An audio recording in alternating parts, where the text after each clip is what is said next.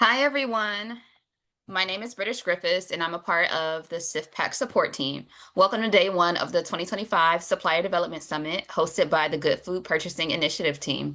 Together with our partners, we're working to make Chicagoland's food system more equitable and transparent, centered on food that's local, sustainable, fair, humane, and nutritious. That means shifting how institutions buy food through the Good Food Purchasing Program, while also uplifting suppliers with resources and gatherings like this summit. Thank you for joining Exploring Food and Beverage Product Development and Business Opportunities, featuring Madison Meringer. And I will pass it over to Madison. Hi, everyone. First of all, thank you for joining the session today. I know myself, British and the team are all very excited to have you all here. My session specifically, exploring food and beverage product development and business opportunities. We're going to walk through a little bit of everything. But before we get started, I do want to say this is scheduled for an hour in total length. My presentation is going to be around 50 minutes, and then we'll have 10 minutes for Q&A at the end. I'm a big proponent that the only dumb question is the one you don't ask. So please write down your questions. Feel free to send them in the chat as well during the presentation if you'd like. And then I can go through the chat and answer some questions from there at the end. Or when we do that Q&A at the end, you are more than welcome to unmute, ask questions, and we'll go back and forth from there. So without further ado, we'll go ahead and get started. So welcome, just a little bit of a background of who I am and why I'm talking to you today. So again, I'm Madison Meringer. I am the Business Development Administrator with the Food Entrepreneurship and Manufacturing Institute. So we are located at Purdue University in Indiana, and I wear many hats within FEMI, as we shorten the abbreviation of our group. I specifically run the Agriculture Innovation Center, or AIC program. What that program is it helps people who are agriculture commodity producers create their own value-added products from those agriculture commodities.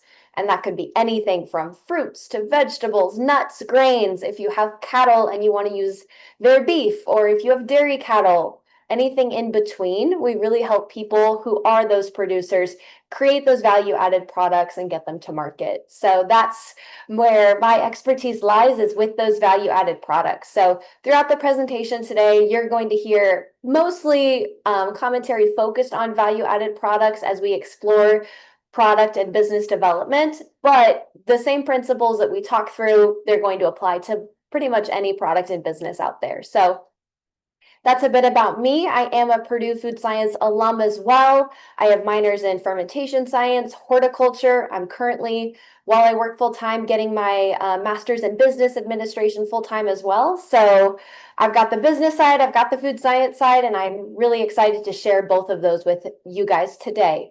In addition, I do have some dairy and tomato product manufacturing background, flavor analysis, and then with the Agriculture Innovation Center, I have experience in creating online courses for entrepreneurs, workshops, individualized optimization projects, and a lot in between. So I welcome all of your questions, and I'm looking forward to our conversation.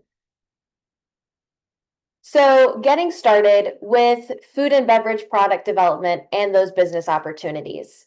So when you're developing and optimizing a product and a business, you do have to carefully examine many, many topics, as I'm sure all of you know. That could be everything from your initial research on your product and your business. Is it feasible? Can you do it? As well as business planning. Do you have all the steps thought out of not only what your value proposition is, for example, but how you want to structure your business? In terms of product development, have you done all the testing and iterations to make sure you're putting the best product on the market? Have you thought about and considered consumer feedback? And how do you want to use that in your product? Then once you're producing, have you thought of supply and demand and how those correlate together?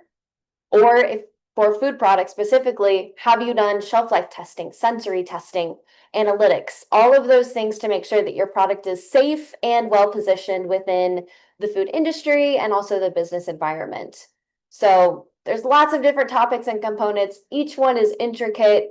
So how do we organize those, and where do we take them so that we can utilize these not as a oh my gosh, there's so many steps and things to do, but rather as a structured way to create that product and business. So to do that, we take those major steps that we just walked through and we put them within the three major steps in the life cycle of a food product business.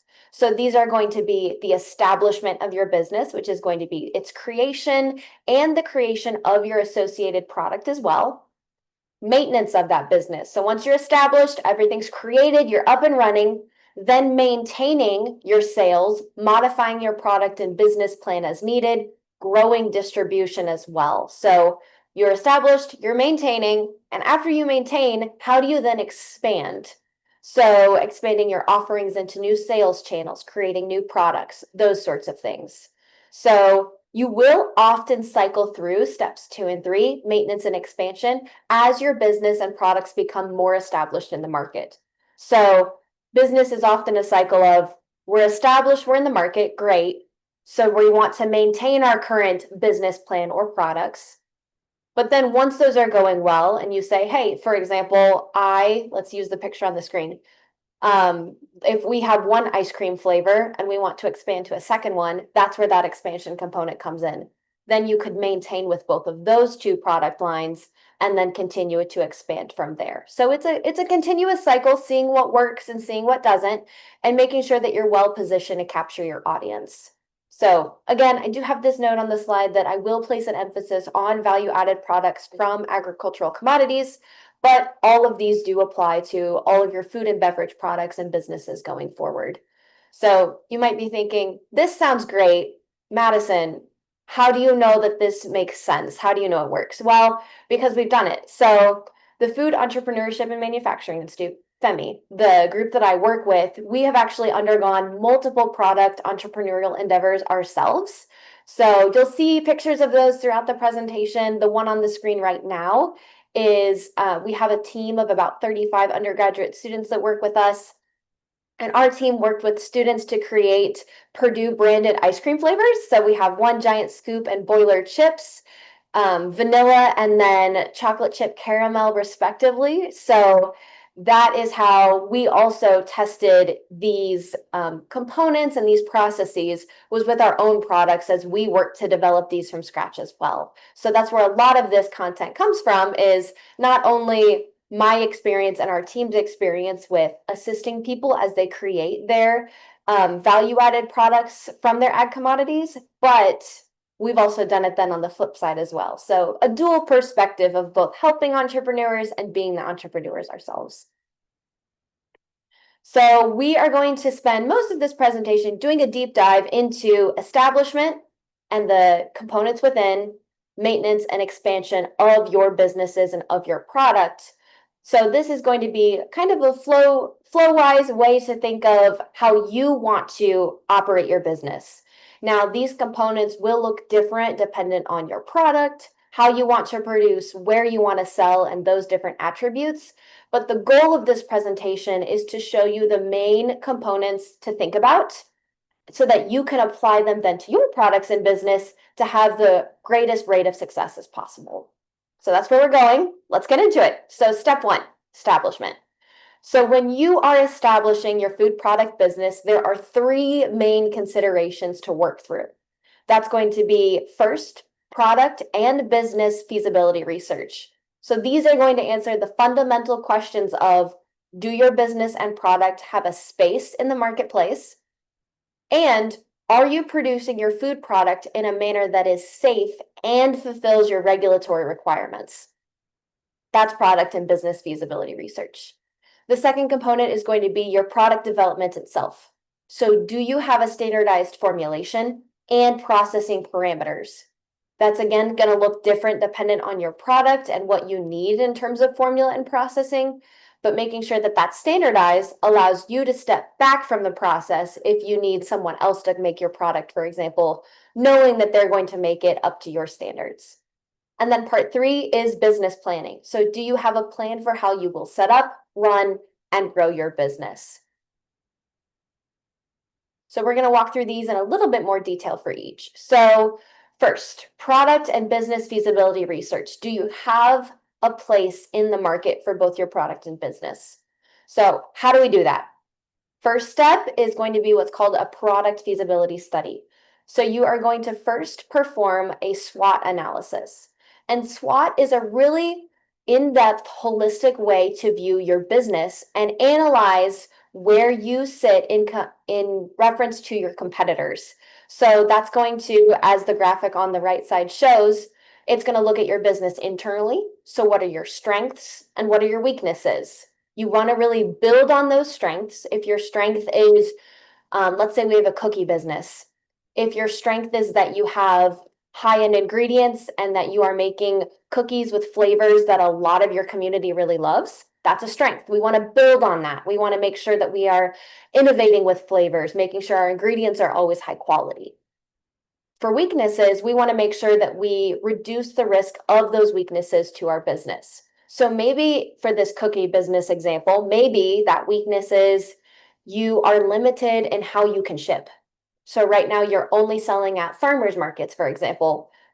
That means that you could potentially lose out on business for those that would purchase your cookies but can't because they would need you to ship it to them.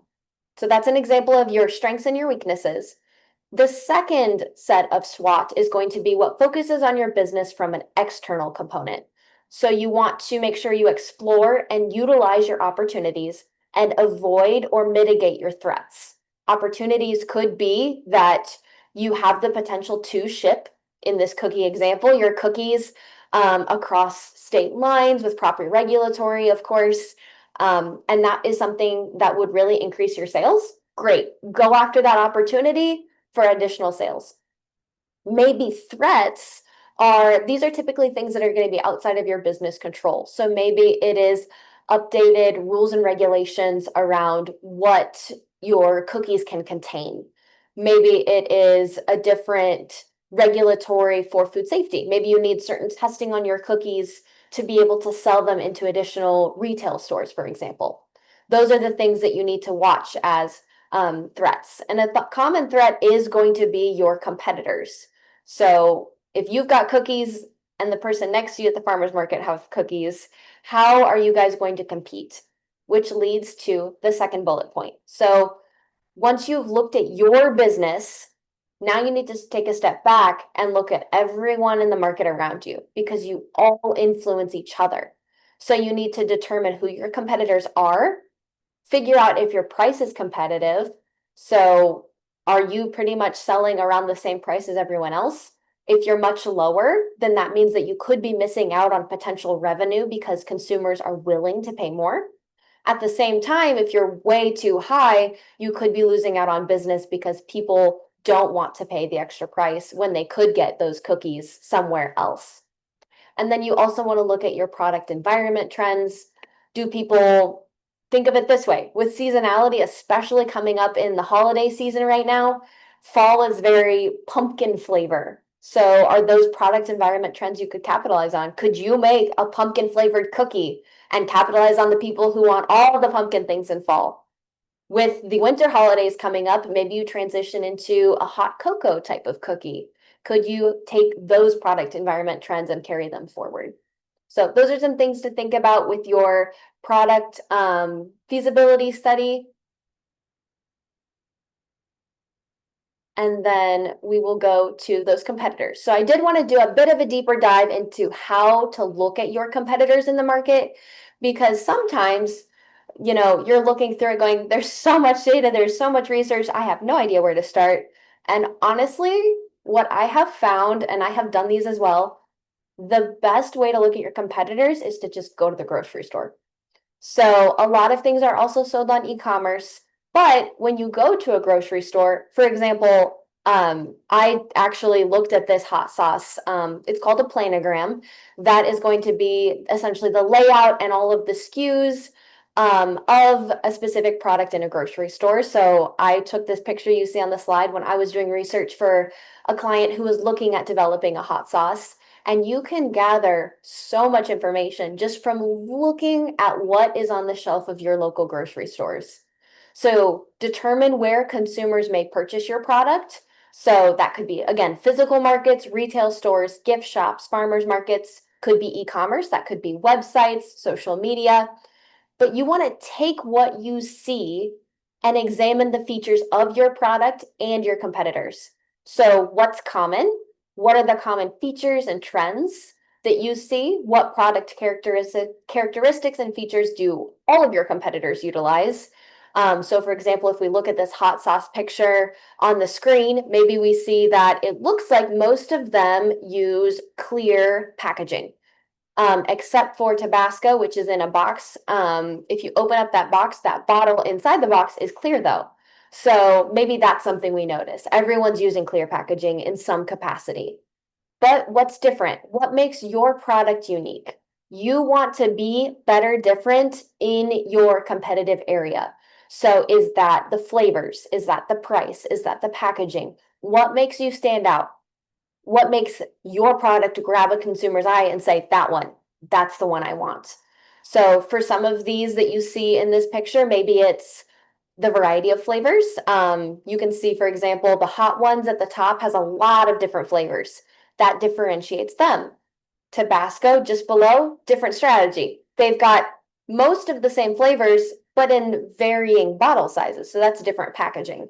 So people and companies can find competitive edges depending on how you want to pivot. Maybe it's, again, price, flavor, packaging, but go to the store, pick up the packages, read the labels, see what they say, and use that to determine where you stand and how you can be better and different than those competitors. Okay, so now we've looked at the competitive space, we've looked at competitors, we've done a product feasibility study. So how do you and your product fit in the competitive environment? Now that you're armed with that knowledge, then we can look at it from the other perspective, and that's going to be the regulatory and technical feasibility study. So this answers the question, are you producing your food product in a manner that is safe and fulfills regulatory requirements? So how you're going to do this is by examining the regulatory requirements to determine if you can produce your product in the manner that you want to. And there are typically three general production venues that people will sell through. So this could be home-based vendors, commercial kitchens, co-manufacturing. And we'll go into each of those in a little bit in a second. And you also want to review the seasonality of your product and ingredients. So this is especially important if you are self-producing some of your own ingredients. So if you are producing honey, for example, how does your honey production vary throughout the year? Are you really harvest heavy in the summer and the fall? And then very little production in the winter, for example? How does that influence your zucchini if you're making zucchini bread, or carrots if you're using that in a salad mix? How does that impact your product when you harvest those ingredients, and then also when you have your final product available? So if you have apples that you harvest in the fall to sell apple butter, maybe you can only sell that apple butter during a few months of the year. So how does that seasonality impact you? And then if you purchase your ingredients, determine how you will acquire them. And I always highly recommend having a backup, because sometimes supply chain issues, maybe you purchase one brand of tomato and they are out the next week. You need to know, okay, if they're out of my preferred brand, what is another one that I deem is acceptable for producing my product? So have some backups as well. So we'll go through each of those production venues in a little bit of detail right now, just to get an overview of where you might fit within production spaces. So we're going to start with home-based vendors, which tends to be the smallest scale of production, and we're going to go up from there. So with home-based vendors, it is very important to note that only certain products can be produced as a home-based vendor. These regulations are dependent on not only the state, but usually the county, and additional regulatory regulations depending on the exact product you're producing. For example, meat products tend to have a lot more regulatory statutations than baked goods. So making sure you take the time to look at what is allowed as a home-based vendor, should you go that route, and consulting with your local county health department and state department of health to confirm allowance of those products. We really don't want anyone to get into a situation where they're producing something that they couldn't. So a lot of these will also typically require some sort of food safety analytical testing. And at least here within the Food Entrepreneurship and Manufacturing Institute, we do offer that testing for a fee. So I actually have screenshots of that. If you're looking for either pH or water activity testing for food safety, the QR code will take you right to that link. And then you can see the prices on the side as well. 65 per formulation for one test or 100 for both metrics per formulation as well. So we are not the only ones that do that testing. You can absolutely find someone closer to you if you'd like. But these are typical analytical requirements that departments of health will require for home-based vendors just to make sure those food products are safe since they are being made, again, in a home-based kitchen. One step up is going to be commercial kitchens. So as we step up, we are increasing regulatory compliance, and we are also increasing the potential quantity of production per facility. So commercial kitchens are going to be the step that is one up from home-based vendors. So production out of a space certified in safety and production parameters for production and sale of food and beverage products is going to be, in general, what a commercial kitchen is. So we happen to have one in our department at Purdue University. It's called the Skidmore Commercial Kitchen. And there's a picture of that right here. So in this picture, you can see that commercial kitchens are going to tend to have more than your average personal kitchen. So we still have all the basic kitchen unit operations, your cutting, dicing, blending, mixing, boiling capabilities, refrigerators, stoves, ovens, etc. Within a commercial kitchen, but commercial kitchens typically do not have the high level industrial equipment. For example, an industrial freeze dryer or a Comatrol for reducing particle size, for example. So these do provide additional regulatory compliance. So typically home-based vendors can only sell direct to consumer. Again, this is very dependent on your local county and state guidelines as well. So definitely double check on this. So regulatory compliance, typically commercial kitchens give you additional regulatory compliance, whereas home-based vendors can sell directly to consumer.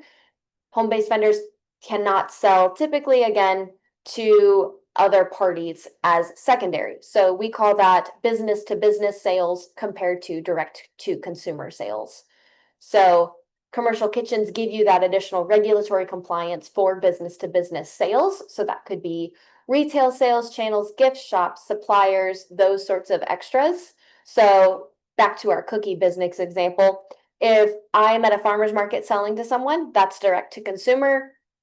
That is typically where home-based vendors are able to sell. However, if there's a boutique in my town and I want them to sell my cookies to their customers, that's where I would need the additional regulatory compliance because I'm selling to a business that's selling to consumers. So that's how that typically works out. And I keep stressing the check with your county, state health departments, just because, again, those rules and guidelines vary. I, for example, am with Purdue University, am in the state of Indiana. I know that many of you might be coming to us from Illinois. I know that that's where this is mostly housed out of, is within the Chicago area. So our regulations between our two states of Indiana, Illinois differ. Indiana is county regulated, for example, so counties have a lot of say. Illinois is different, so definitely check on that regulatory compliance. And then one step up from a commercial kitchen is going to be your co-manufacturing facility. So this is going to be a method of scaling up production to meet larger product demand with increased regulatory compliance. So we do have a pilot facility on site. That's the picture that you see here. Ours personally, as we are housed within a university, is for research purposes and is not a full co-manufacturing facility for continued production. But to give you an example of what a co-manufacturing facility would look like, it looks just like the one that we have shown in this picture, a bit scaled differently. And again, ours is just for research purposes.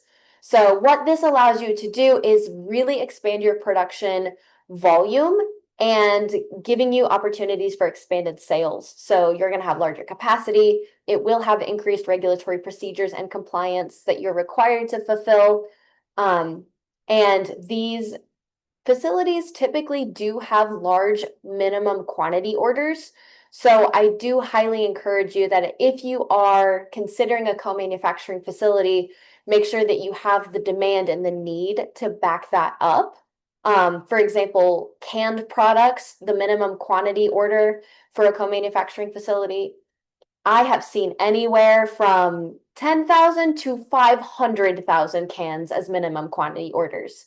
So definitely make sure you do your research and find a co-manufacturing facility that fits your product and business needs. Okay, so that was all the different ways production venues can come into the establishment of your business. So after you know your competitive space where you and your product fit, you pick the production venue that works best for you, then we develop your product. So do you have a standardized formulation and processing parameters? So how are you going to analyze that? By creating those parameters. So a lot of people come to us, me especially with the program that I run, with recipes, and it could be a cup of this and a pinch of that. But what is a cup? What is a pinch? Maybe my pinch is twice the size of yours if we're doing a pinch of salt, for example. So what we want to do is convert all of these measurements from volumetric amounts to metric amounts. So that could be grams. So instead of a pinch of salt, maybe it's 1 gram of salt. Maybe instead of 1 cup, it is 500 grams of flour. So what this does is it takes potential personal variation out of your formula. Sometimes my definition of a cup could be different than yours. Maybe yours has a bump over it and maybe mine has a bit of a dip. So it takes out that guesswork and essentially makes sure that your formula is standardized. It's the same every time, regardless of who makes it. And it's the same with those standardized processing procedures. So every product in every batch would be uniform. And it also is really important in allowing someone external to your operation accurately produce that product.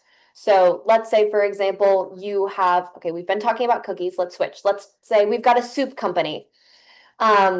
If you are producing soup and you have orders, but let's say you get ill or you have an emergency and you need to be out of town for a while, those orders are still coming in. How are you going to fulfill them and make sure that the end product and that end soup ends up exactly to your standards? And that is through the standardized formulation and processing.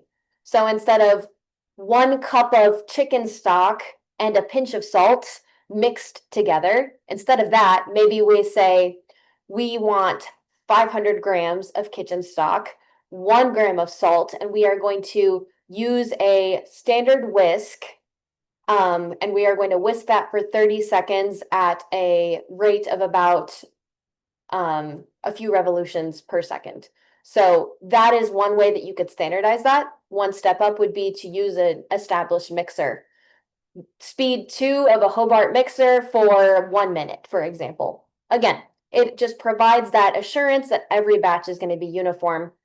And then what you can do is utilize those pH and water activity testing parameters to evaluate your product safety and again, monitor regulatory compliance. Okay, we've almost made it to the end of establishment. This is the last part of this step. And this one is also very important. It's your business planning. So do you have a plan for how you will set up, run, and grow your business? So I know that this step is usually especially daunting because business plans, as you can see, have lots of different parts and components, and sometimes you might not know the answer to every one of them, and that's okay. So to write that formal business plan, the executive summary, vision and mission statement, describing your product or service, your industry profile, business and marketing, operation plan, finance plan, all those components, there are multiple templates online that are available to help with this process. One that I have used and that I have found a lot of the clients that I've worked with have really helped, which it'll be linked later in the presentation. There is a business planning template that was created by Dr. Maria Marshall and Renee Wyatt here within Purdue University. And they describe it as kind of TurboTax style.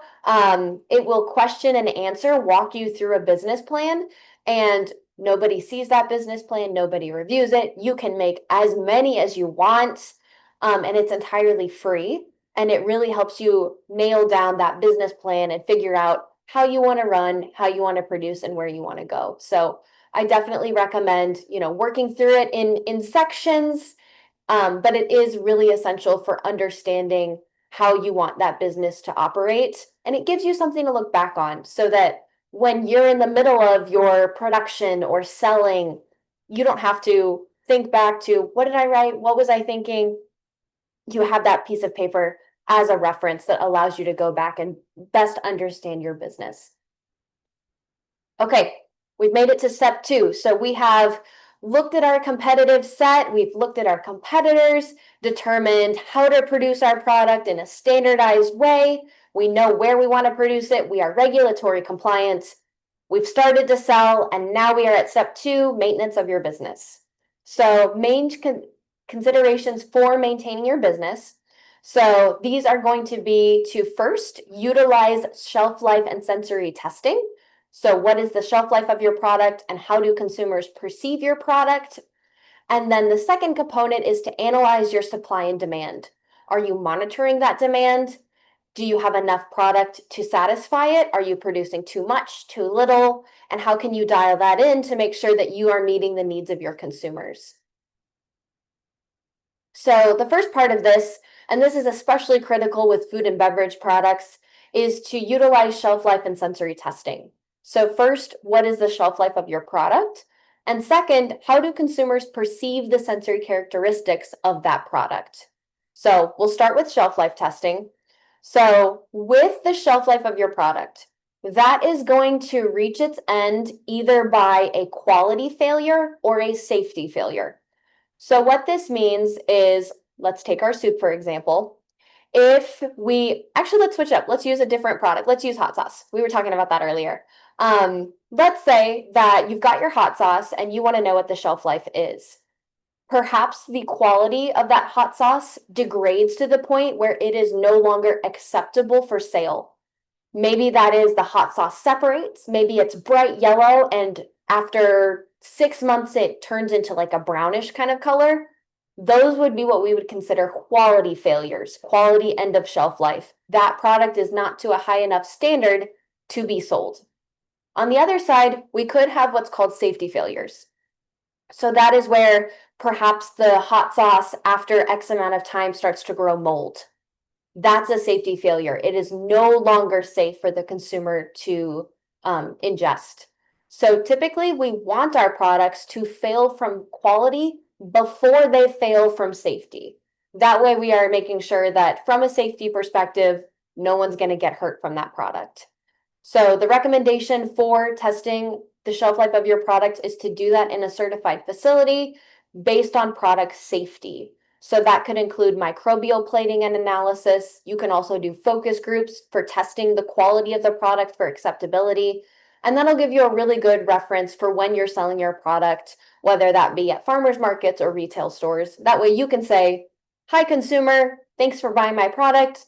This is the shelf life. And again, you typically want that based on quality. You want it to be based on safety. Want to make sure the product is always safe, but you want that quality to fail first so that you know for sure you're not going to potentially get anyone sick, because we definitely don't want unsafe products out there. So after shelf life testing, the next is sensory testing. So that's where you're going to analyze your product through the lens of a consumer. So there are many ways you can get consumer feedback. And a lot of people sometimes think this has to be very, very formal in a sterile lab, and it definitely can be.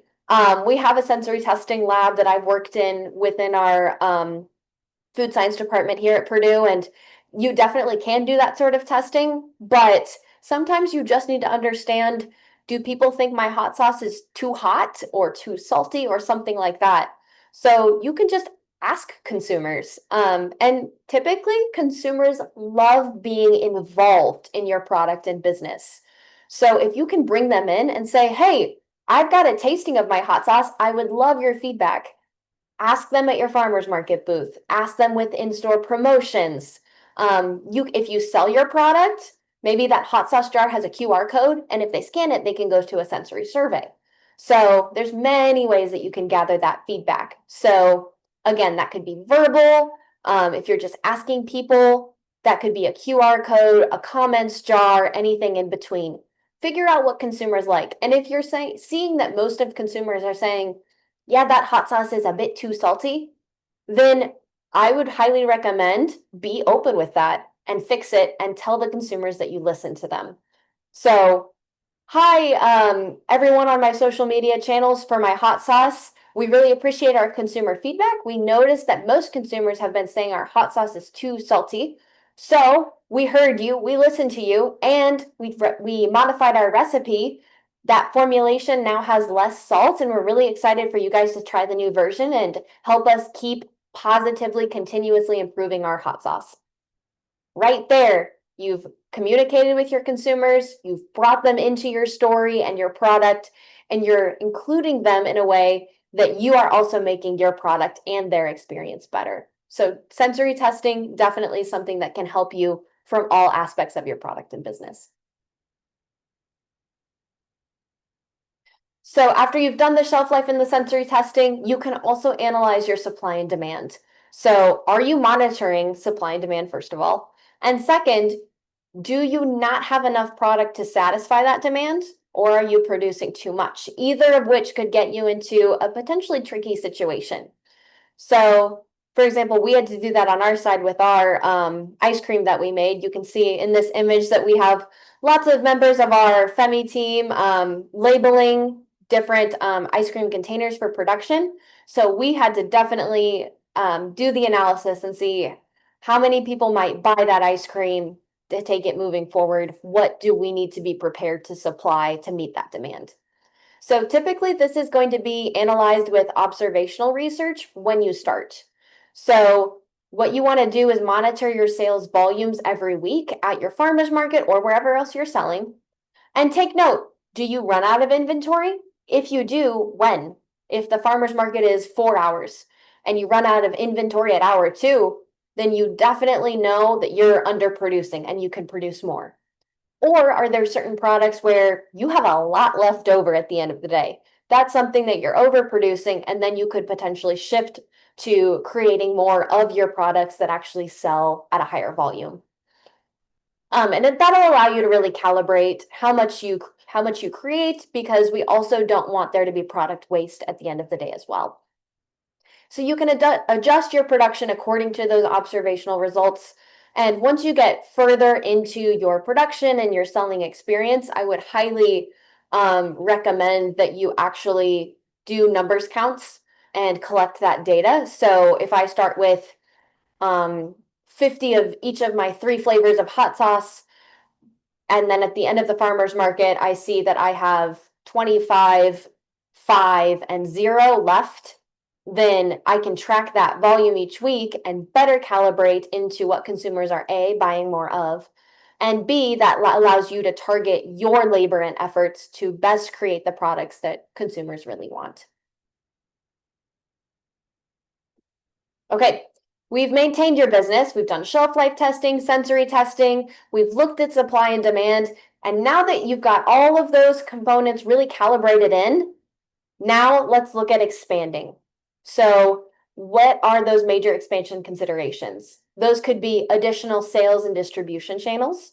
So what are additional sales channels you can utilize to sell more of your product or to cater to different audiences? And then additionally, what other products fit within these channels? And we'll go into depth in that in a second.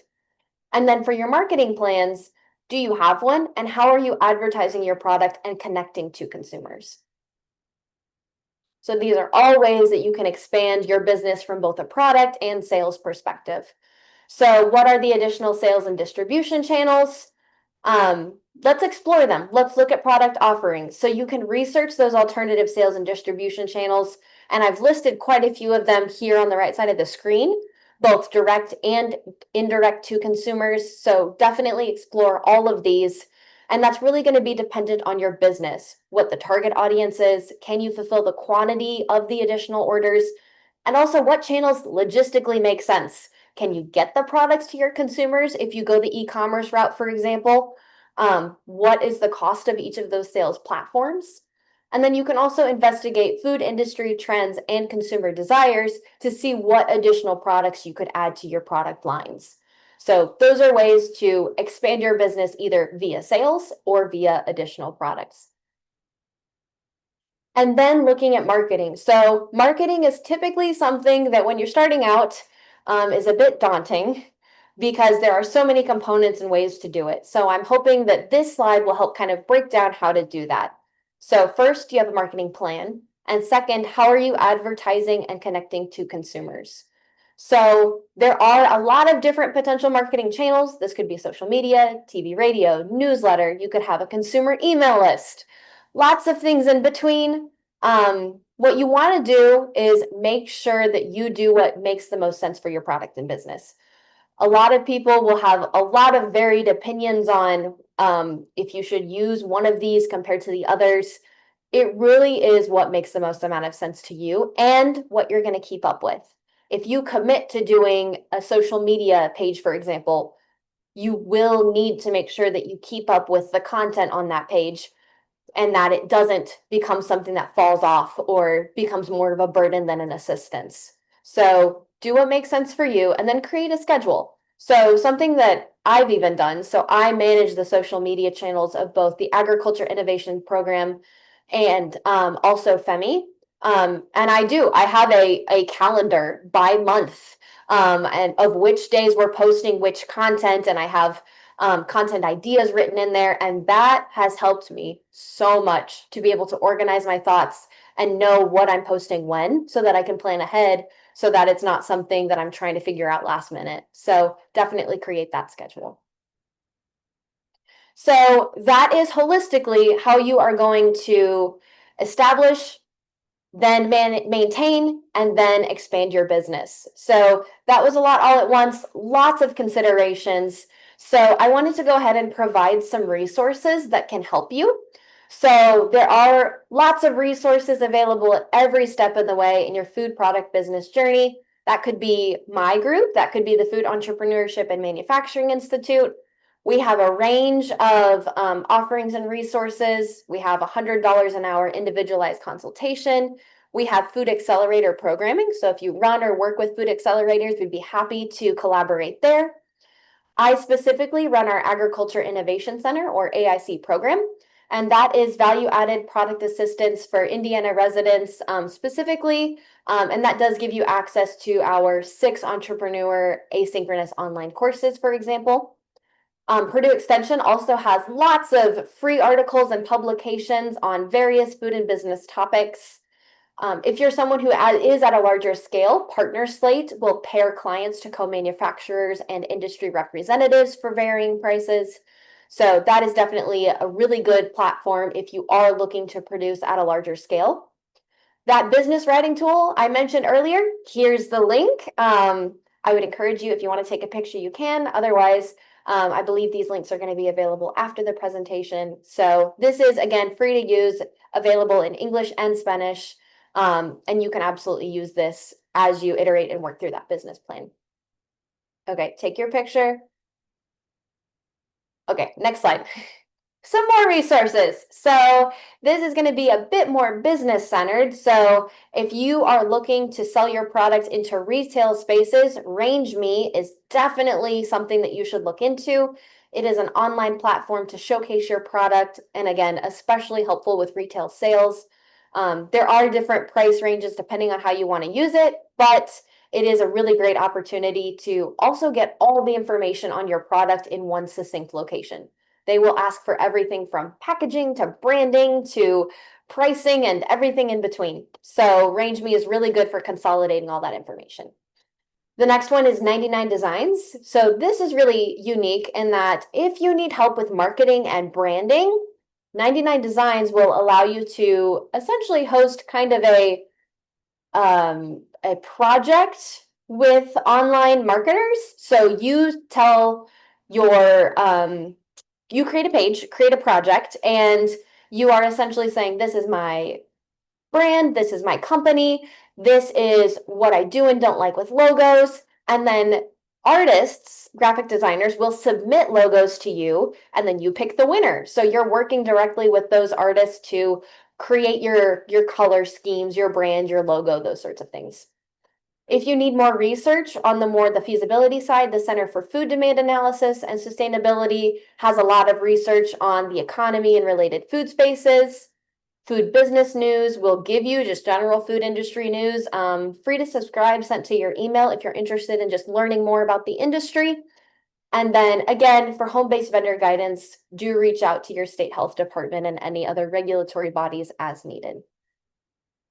So briefly here at the end, I'm just going to go do an overview of FEMI, just in case you're interested, and see how we can collaborate going forward. So we, again, have the goal of fueling economic growth in our region and beyond with novel commercialization and products.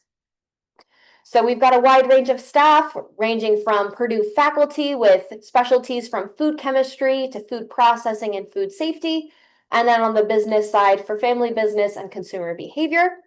Our staff ranges from regulatory support to my side on the Agriculture Innovation Center with business development, food business and marketing. We have extension professionals, research professionals, and then graduate students that we partner with in specific topics as well.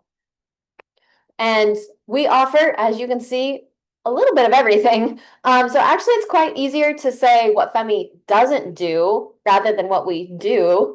So we are not a co-manufacturing facility. So if you are looking for continuous production of your products, we do not offer that. And we, other than pH and water activity testing, we do not offer nutritional testing. So if you want to figure out your fat, your salt, your sodium content, those sorts of things, we don't do that sort of testing. But we do almost everything else, from consultation, product feasibility, shelf life studies. If you want process, regulatory assistance, technology validation, we can do all of those components as well. This is the same information that we had on that previous slide of the pH and water activity testing we do. Regulatory entities do typically want certified pH and water activity testing results. So we do offer that service and are happy to work with you if you need those sorts of parameters. I'll wait a second in case you want to take a picture. Okay. And then lastly, this is the Agriculture Innovation Center. This is the program that I manage and direct within our greater FEMI umbrella. So eligibility, again, I know most of you might be coming from Illinois, Chicago area. So this is per USDA limited to agricultural commodity producers in Indiana. So if you are Indiana based, you would be eligible for this program as long as you are creating foods for human consumption with value-added food products across a variety of ag commodities. And the service provided, we have had online courses, workshops, and individual projects. The program does close here in a few months in March of 2026. So right now, the only part of the program available is access to our 6 self-paced asynchronous online courses. However, if you're someone who would like to take those entrepreneur courses, they are available past March 2026. However, it would be for a fee. But this program really helps create those value-added commodities for agricultural producers. So if you have any questions on the AIC program, I'd be more than happy to answer those as well, especially since that is definitely my main role within FEMI. So I believe we are right spot on with time to have 10 minutes to walk through questions, but I want to say thank you to all of you who joined. It has been absolutely a pleasure sharing all of this information with you from both the food science and the food business perspectives. So if you have any questions on anything in between, the QR code will take you to our Food Entrepreneurship and Manufacturing Institute website. You can also reach out to me directly. My email is on the screen, and we'd be happy to collaborate. So what I'm going to do now is I'm going to stop sharing my screen. We're going to pivot over to more of a gallery view, and then we're going to work through some questions. So again, I'm a big proponent of the only dumb question is the one you don't ask. So please, any and all questions, I'd be more than happy to answer them. And I'm Thank really you again, Madison, for this lovely presentation. The copy of this slide as well as the recording will be made available for you all within 2 weeks. And in addition to that, I know Hannah had a few questions that they dropped in the chat. And so the first question that I saw was, what point in the establishment phase would it be good to approach a food science for product formula standardization? I have a standard recipe right now that I use for small batch D2C markets, but don't know how to stabilize it for growing into wholesale. awesome. Thank you. And that's a great question. And that is a question that does come up a lot. At what point do you need to look at it from a standardization approach? So, and I've got your question up on the chat here. So if you see me looking the other way, I've got it up here in the chat for you. So Hannah, I do want to ask what product are you looking at? Because that will influence how I answer that question. It's a frozen fruit, so we do fruit popsicles. Fruit popsicles. Okay. So as you are looking at scaling up, I really recommend that first get the recipe right. Make sure that you've got for your frozen fruit popsicles. So let's make sure you've got the right viscosity of the liquid. Make sure that it's a recipe that freezes well. And once you have it where you want it from a recipe perspective, the volumetric amounts, the cups, those sorts of things, get it standardized there, then take that recipe that you love and just weigh it out every time you make it. So, and what you can do is, take your ideal, let's say 1 cup of fruit juice, for example, if that's what you're using. Take that, take your 1 cup and directly pour it into a bowl on a scale, and then you can get your grams from there. So that's how you can standardize going forward.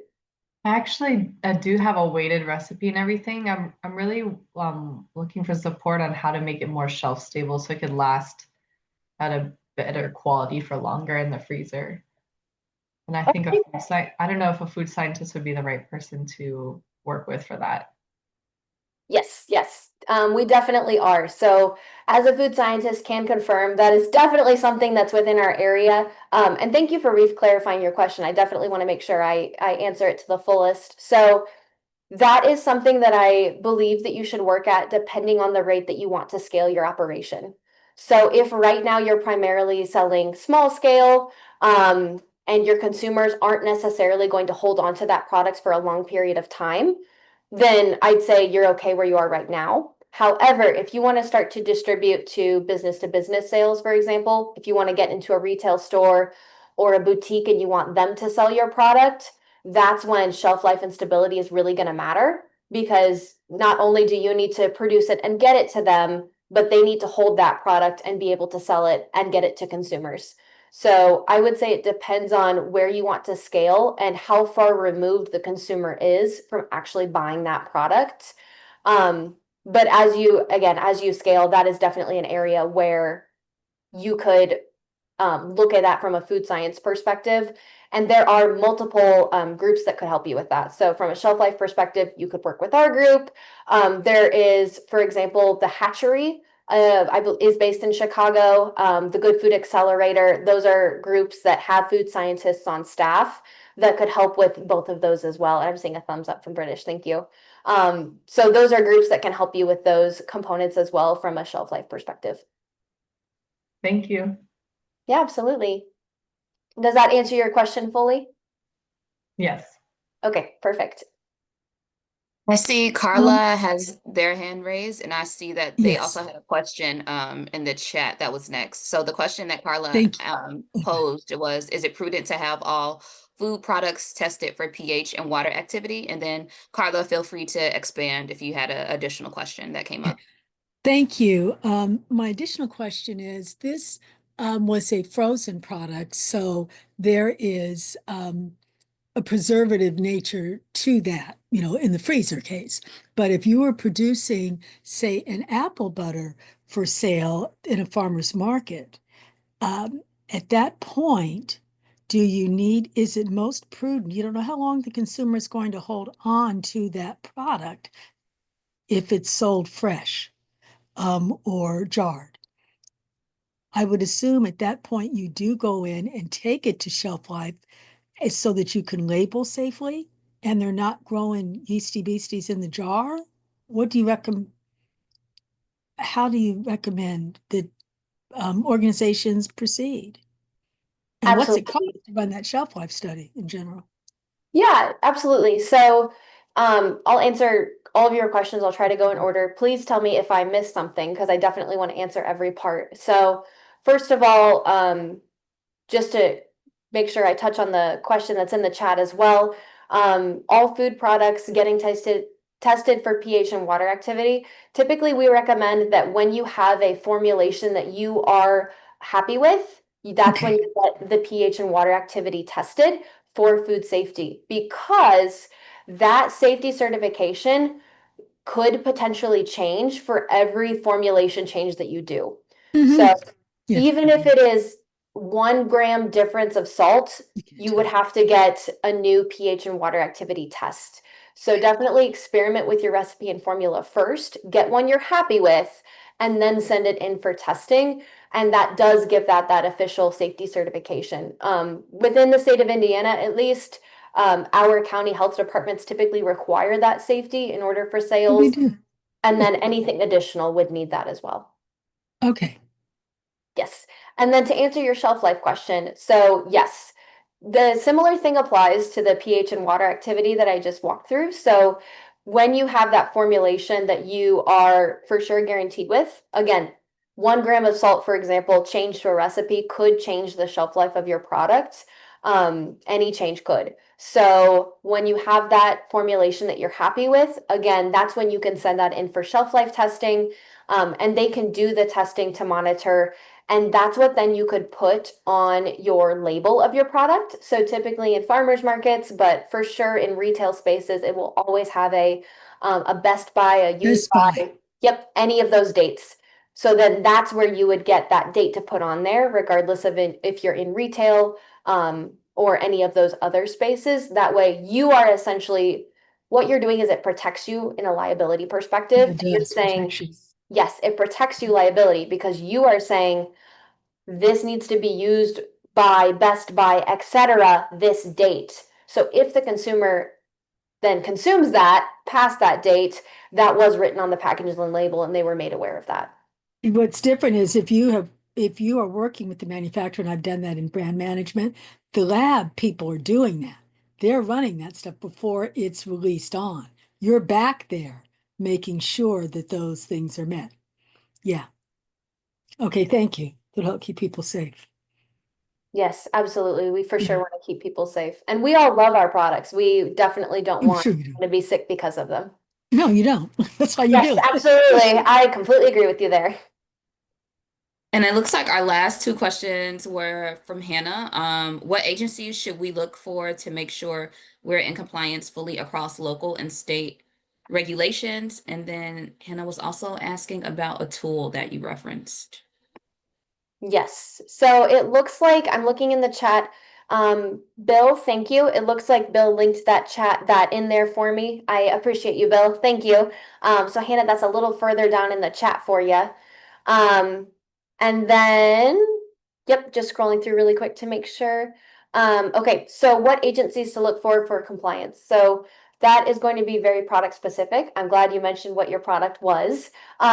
So especially in the frozen space, that is going to get into something that we call the chain of cold command.